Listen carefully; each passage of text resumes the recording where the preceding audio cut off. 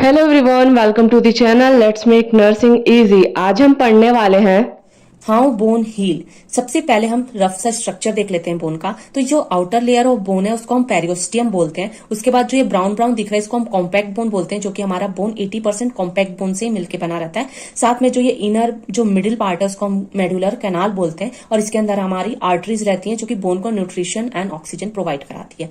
फिर उसके बाद फर्स्ट स्टेप देखते हैं बोन फॉर्मेशन का। तो सबसे पहला जो स्टेप है वो हेमियोटोमा फॉर्मेशन होता है। हेमियोटोमा फॉर्मेशन कब होता है? आपका जब फ्रैक्चर होता है बोन, तो जो हमारे नर्व्स हैं, आर्टरीज है, वो टूट जाती हैं। आर्टरीज टूटती हैं तो इसमें से जो ब्लड है वो यहाँ पे एक्यूमुलेट होने लगता है, इकट्ठा होने लगता है। तो उसके कारण क्या होता है? Clot collection of clotted blood form rapidly between the end of bone and its surrounding soft tissue that cause inflammation. इसके कारण क्या होता है? कलेक्शन ऑफ क्लॉट जो है, ब्लड का क्लॉट जो है वो बनना स्टार्ट हो जाता है और वहां पे कलेक्ट होना शुरू हो जाता है, जिसके कारण जो वहां पे है एक ठोक इन्फ्लामेशन क्रिएट हो जाता है, यानी वहां पे फूल जाता है, रेड हो जाता है, फूल जाता है। ये हमारा कितना एक वीक के अंदर ये जो हो जाता है फ्रैक्चर होने के बाद।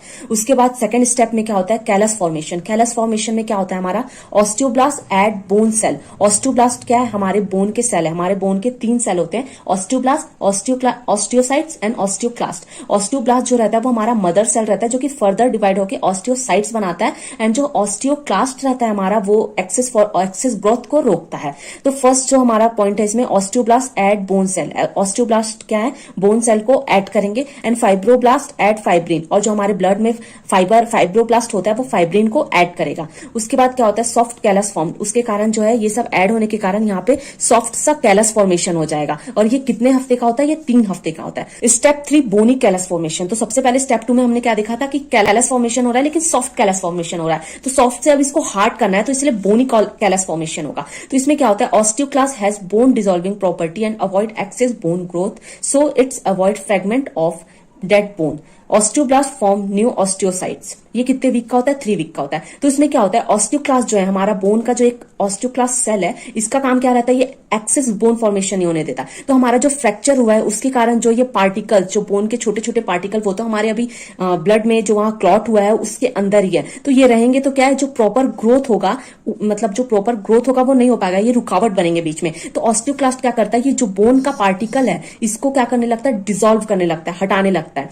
तो इससे क्या है? प्रॉपर ग्रोथ होगा और कोई रुकावट नहीं होगी। तो ऑस्टियोक्लास्ट का काम ये रहता है। और ऑस्टियोब्लास्ट जो है वो न्यू सेल वहां पे बनाना शुरू कर देते हैं, और यहाँ पे बोन का फॉर्मेशन अच्छे से स्टार्ट हो गया रहता है। फिर स्टेप 4 है हमारा रीमॉडलिंग। रीमॉडलिंग में क्या होता है? Osteoclast remove excess cell growth and excess formation of hematoma. अब अच्छे से बोन बनना शुरू हो गया है, तो जो एक्सेस ग्रोथ है वो भी निकल रहा है। ऑस्टियोक्लास्ट जो सेल है वो एक्सेस सेल ग्रोथ को हटा रहे हैं, और साथ में जो हेमियोटोमा, जो यहाँ ब्लड का क्लॉटिंग हो गया था, वो भी डिसॉल्व होना और हटना शुरू हो गया 3rd वीक में। ये भी 3 वीक का होता है।